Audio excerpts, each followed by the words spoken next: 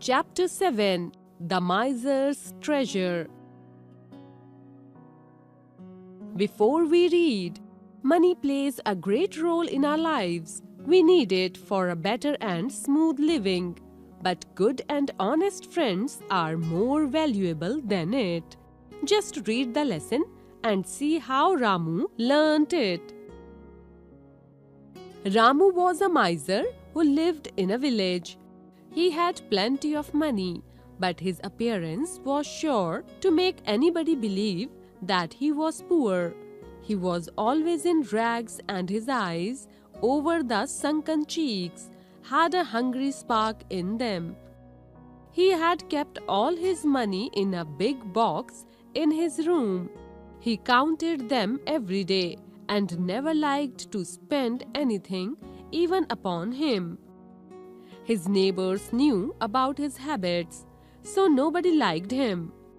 Ramu also avoided his neighbors and did not help anyone in trouble. He lived in an old house in the middle of a deserted garden. He had nobody in his family and no friend in the world. His only job was to sit behind the closed door and count his money.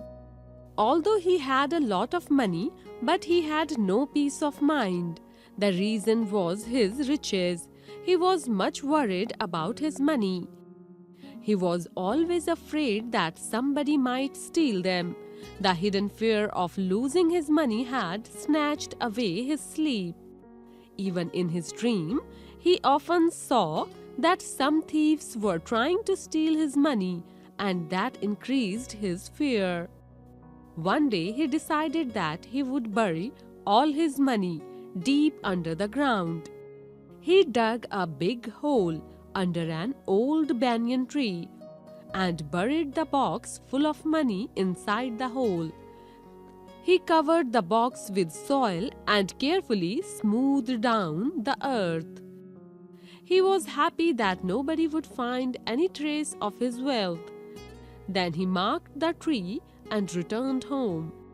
Now he was more contented. He felt safe, thinking that even if the thieves break into the house, they won't find anything. However, within a few days he began to miss the money. And so every morning, even before the neighbors were out of bed, he would reach the banyan tree and look longingly at the spot where the money lay hidden. Many weeks passed by, but then one night some thieves did really come to his house. They knew that Ramu had enough money, so they were looking forward to a rich booty. However, in spite of searching everywhere, they could not get anything valuable. They were about to go back when they heard a voice coming from Ramu's bedroom. He was talking to himself. The thieves stopped to listen, and what they heard delighted them. They could hardly believe their good luck. Ramu was muttering, "My beloved one, I will come to see you again in the morning." "We have got a clue," said the leader. Quietly, they stole out of the house and hid in the bushes, keeping a close watch. Early in the morning, when it was still dark, Ramu went to the garden. He looked around carefully, and when he did not see anybody, he hurried to the banyan tree. He stood under the tree for some time and touched the spot where the box was hidden.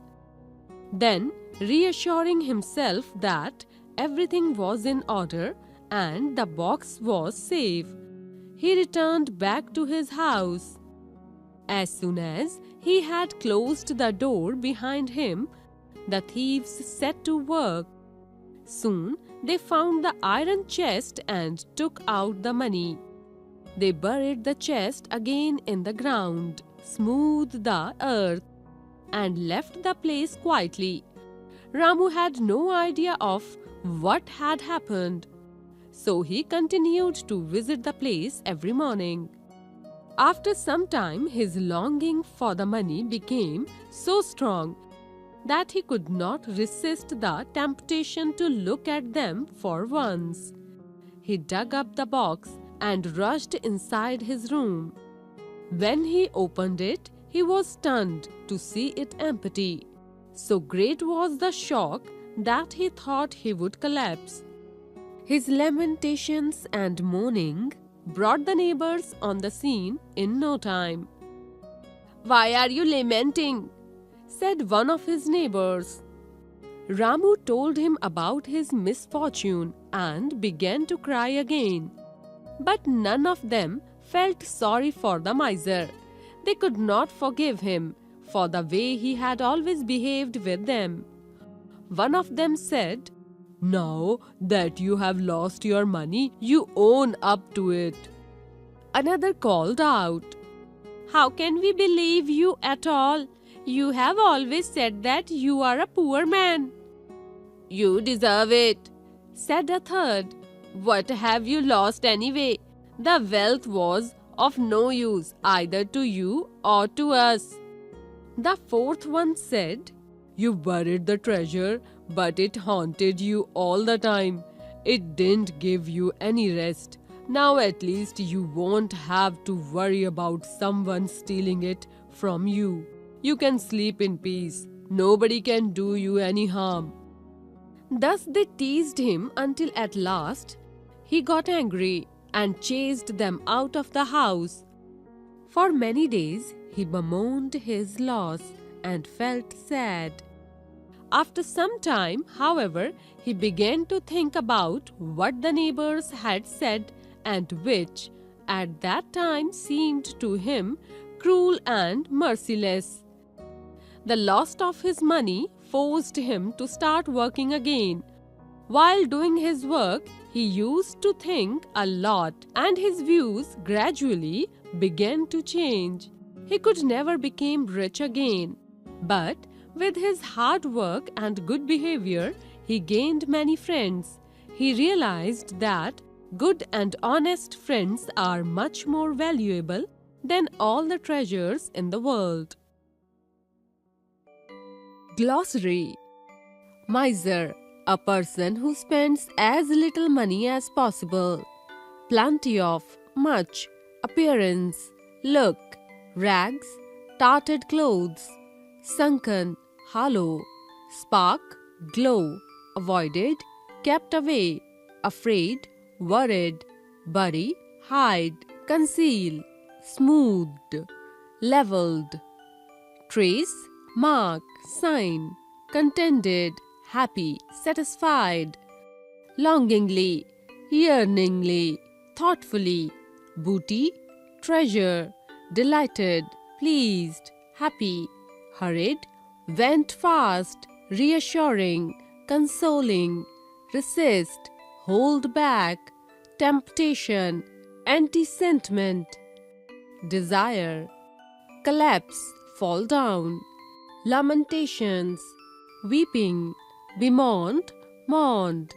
Merciless, unkind. Gained, got. Treasures, riches.